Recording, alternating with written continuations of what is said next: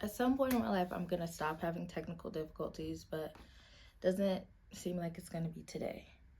Hey everybody, this is most likely the first time you're seeing my face. I have done a little bit of beauty content before, but I really want to get into Booktube and book content. 2025 was supposed to be my Booktube year, and it's still 2025, so it still can be my Booktube year. I just want to get my 2026 started early, so 2026, hopefully you'll be seeing consistent content from me. Did I introduce myself? My name is Imani. My name is Imani, and I'm glad you're here, and I hope you stay. We are going to be doing the 10 before the end book tag today, so 10 books that I want to read before the end of the year. Realistically, it's going to be 10 books that I want to finish before the end of the year. I'm a mood reader. I start and sit books down and don't finish them until later. I do that all the time. I have plenty of books here that I have 50 or less pages of, and I just need to finish them because I don't want to carry them into 2026. And that's all with the introduction. We're going to get right into it. So the first book I actually have finished because like today, I had technical difficulties last week and the week before where I was recording and something happened to the recording and I had to delete it.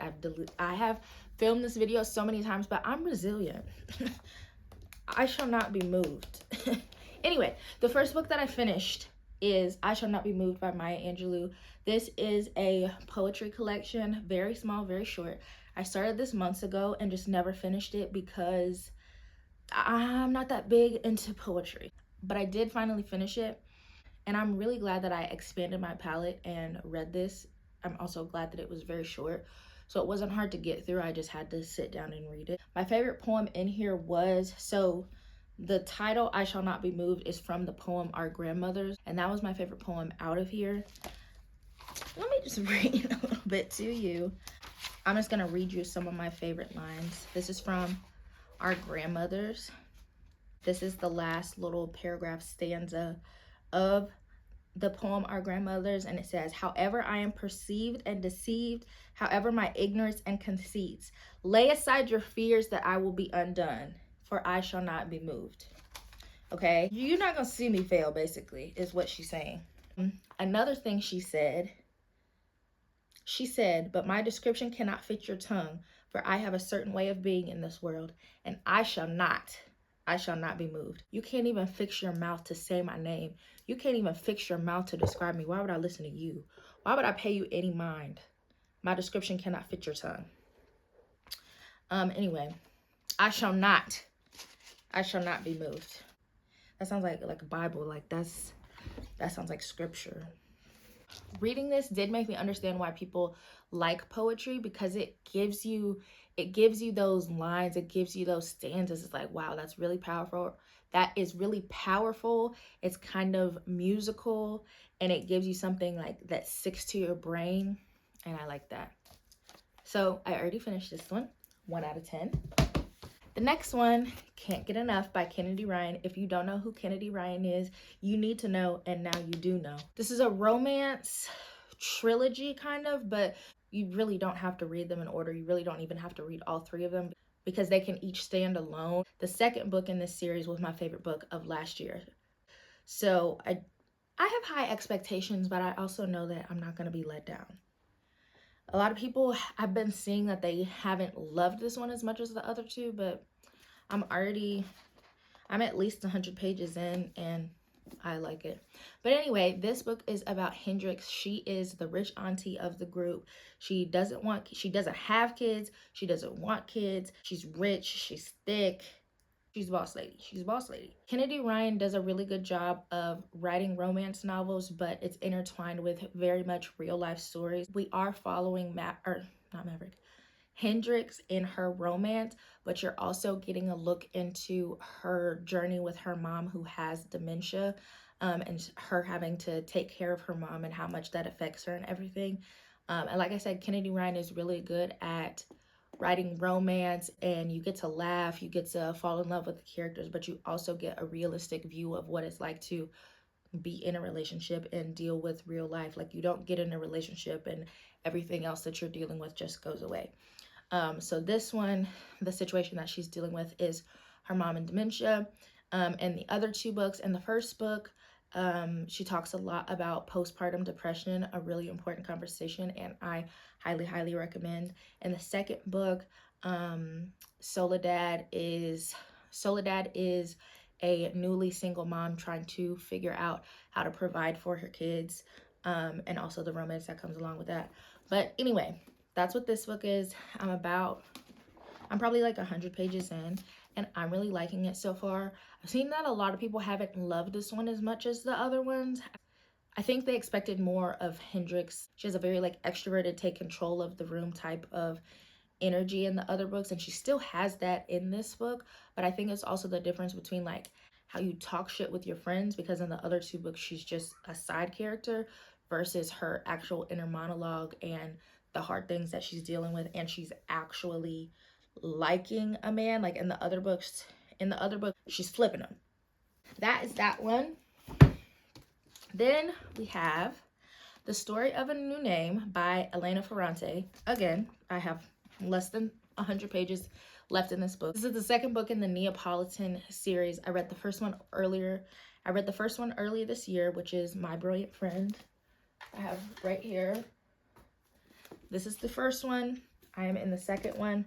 I ate this book up.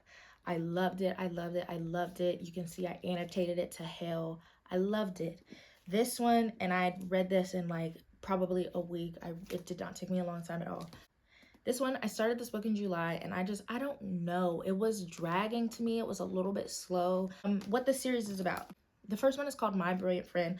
Essentially, the series is about, it's following two friends from the time they're in elementary school, I think, till they're elderly. There's 4 books in this series. This is the second one.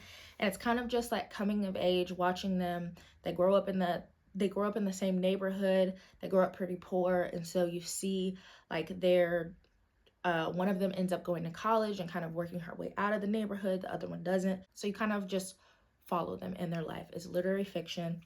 This is the second one. So in the first one, we end they're about 16, 17, and then this one picks up.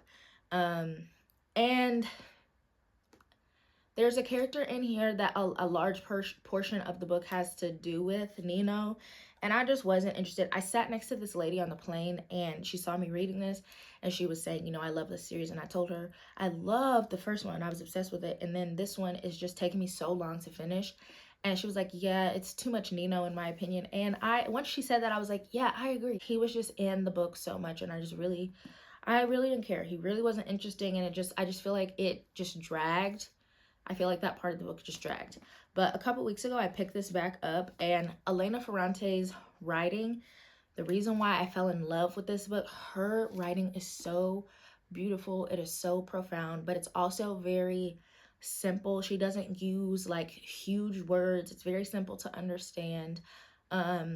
It's a lot about just being a woman. It's about girlhood. That's not everything that it's about, but a lot of the things that I find profound that she talks about are about girlhood.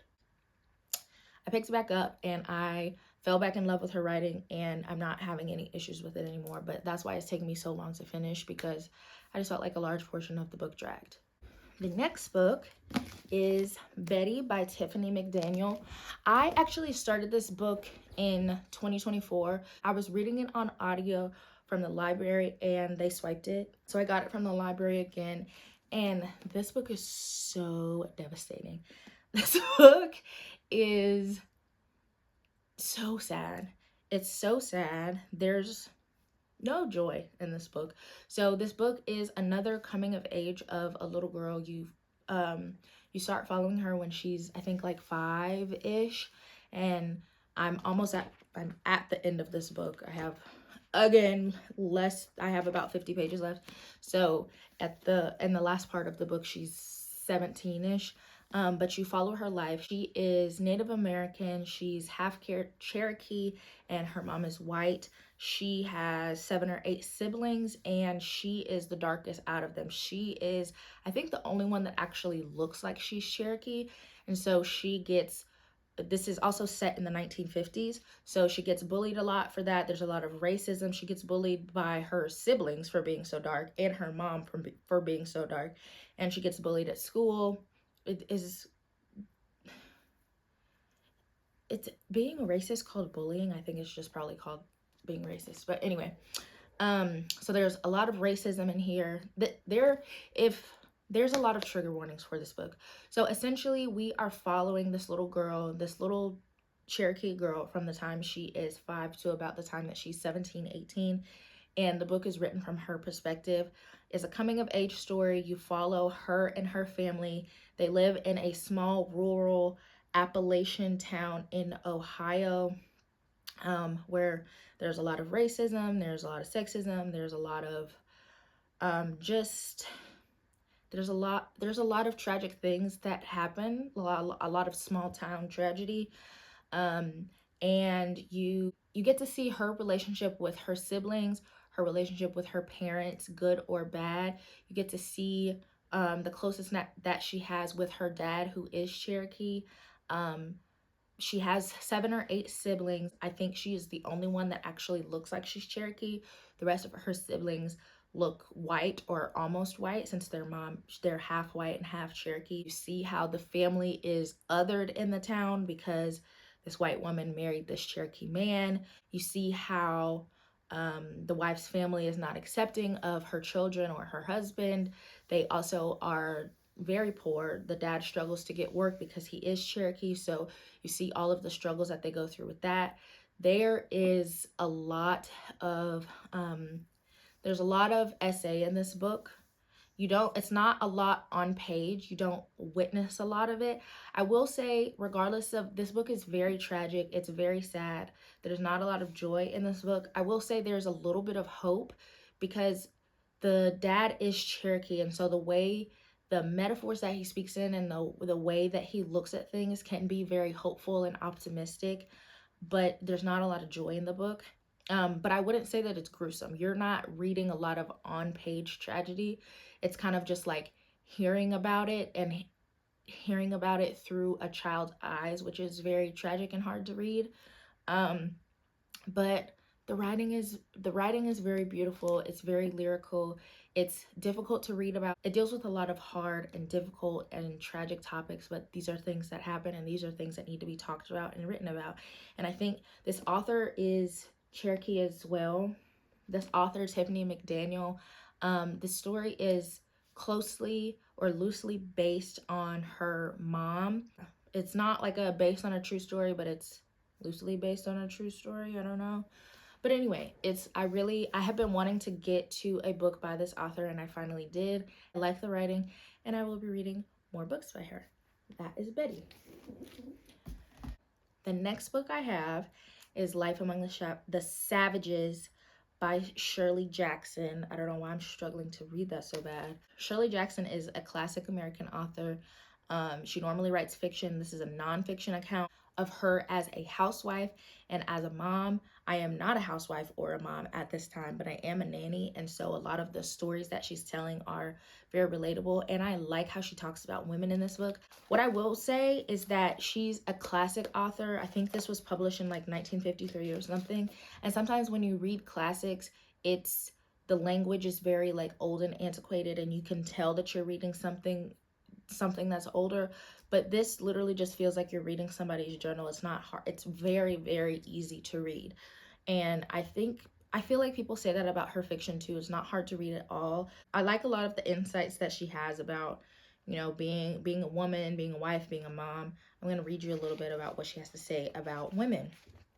She says, "I believe that all women, but especially housewives, tend to think in lists. I have always believed, against all opposition, that women think in logical sequence. But it was not until I came to empty the pockets of my light summer coat that year that I realized how thoroughly the housekeeping mind falls into the list pattern, how basically the idea of a series of items, following one docilely, forms the only possible reasonable approach to life if you have to live it, with a home and a husband and children, none of whom would dream of following one another docilely."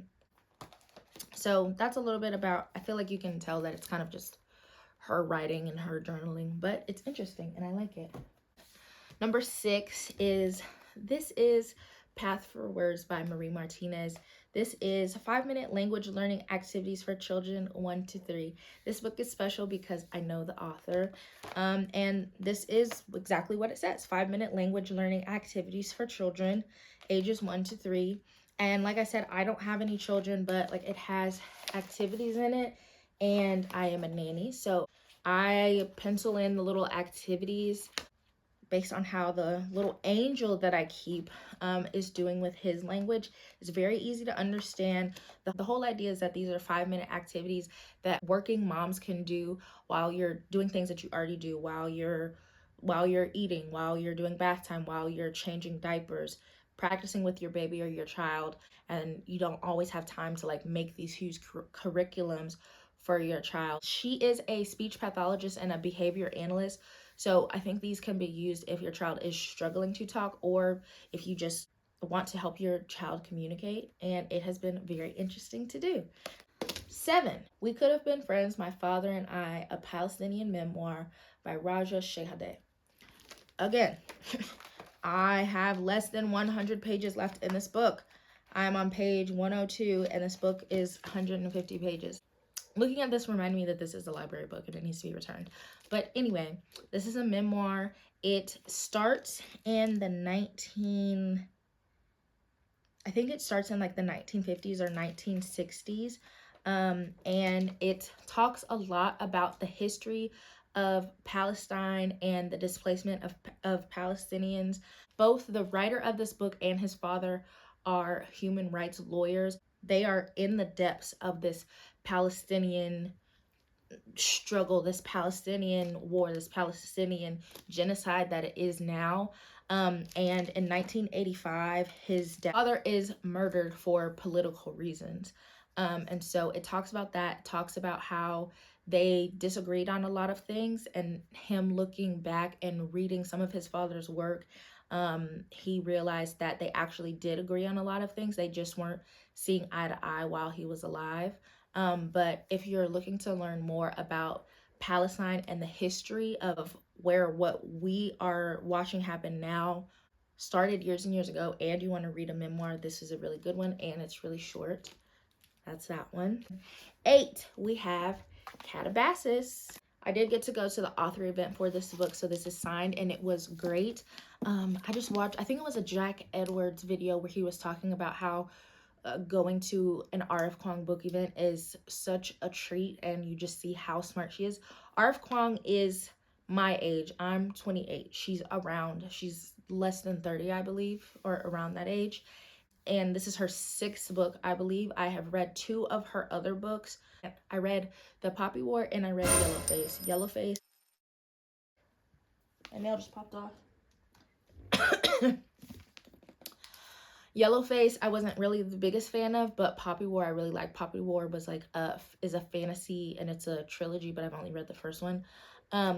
But this is a dark academia novel. If you've ever read, if you can tell by this graphic, this is supposed to be the 8 circles of hell. So if you ever had to read Dante's Inferno in school, or if you read it outside of school, it references those like 8 circles. I think it references the 8 circles of hell, but essentially these 2 students are in college, maybe in like a master's or PhD program, and they are going to hell to save their professor, who I think they have to like something to do with their dissertation. Also, they're in like a master's in magic, so it's like a fantastical type of dark academia book. But anyway, they go to hell to find and bring their professor back so that they can ultimately achieve their own goals, which, you know, I have started this book. This one I'm not that far into. I'm maybe 50 pages in, but it was good. I just haven't finished it. But look how pretty this book is. This is probably one of the nicest books that I own. Most of the books that I buy are used, unless I'm like going to a book event where I get the book. So this one is really, really nice. This is one of the nicer books that I own. I have 2 books left. One of them I have, and then the other one is an audiobook. So this book is The Loveliest Hotel You Can Imagine. I went to San Diego for the first time in November, and we went to Coronado Beach, Coronado Island. Loved it. Absolutely I was in love. We went to Hotel del Coronado, and I was in love, y'all. Like, it was so, like this says, the loveliest hotel you can imagine. It was like, it was a resort, but it's like something you typically don't see in the United States. It is like basically on the border of Mexico. It's beautiful. It's old. It's like old Victorian. It has like it has stories. When we were on the plane going there, this lady was telling us that it's supposed to be quote unquote haunted because there was a lady there who killed herself because her husband left her, I think. Anyway, that has nothing to do with, my nails are just popping off. That has nothing to do with this. This is just a child's view of the Hotel del Coronado, according to letters and drawings from her 1892 visit. This is literally just letters and drawings. I wanted a souvenir from Hotel Del. And this is the one that I chose. I loved it, and I cannot wait to go back and actually stay at that hotel. It was beautiful. It was the loveliest hotel you can imagine. She said it best. The last book that I want to read this year is called Small Things Like These by Claire Keegan. Claire Keegan has taken the book community by storm. She's an Irish author. From what I see, she writes pretty short but very impactful books. And so Small Things Like These is a book that is set in 1985 in a small Irish town. During the weeks leading up to Christmas, a coal merchant and family man faces his busiest season. Early one morning, while delivering an order to the local convent, Bill makes a discovery which forces him to confront both his past and the complicit silences of a town controlled by the church. It's 128 pages. I'm getting this one from the library. It's set in the weeks leading up to Christmas. It's short. I think I can finish it. I think this is the only book that I haven't started that I literally want to start and finish. It's 128 pages, and reading it on my Kobo, I think it will make it feel even less. So I'm not really too worried about it. But that is the last book. This is a little bit ambitious, but most of these books I have like 50 pages left. So hopefully I get through most of them. My reading goal this year is to read 50 books, and I'm at like 41 or 42 or something like that. So finishing all these books would definitely help me, and I want to get to this goal because I set a lot of New Year's resolutions and goals that I haven't achieved, and this one feels the most doable, so there's really no reason for me not to get to those 50 books, and I want to, and I've already started all these books, so I might as well finish them. I hope y'all enjoyed this, and I hope y'all will stay for more videos. The next video that goes up after this one will be the books that I want to read this winter, so look out for that. And I'll be doing a lot of end of the year, like my favorite books of 2025, how did I do on my reading goals of 2025, what I want to read in 2026, all of that. So look forward to those videos. I hope you enjoyed the video, and I will see y'all later.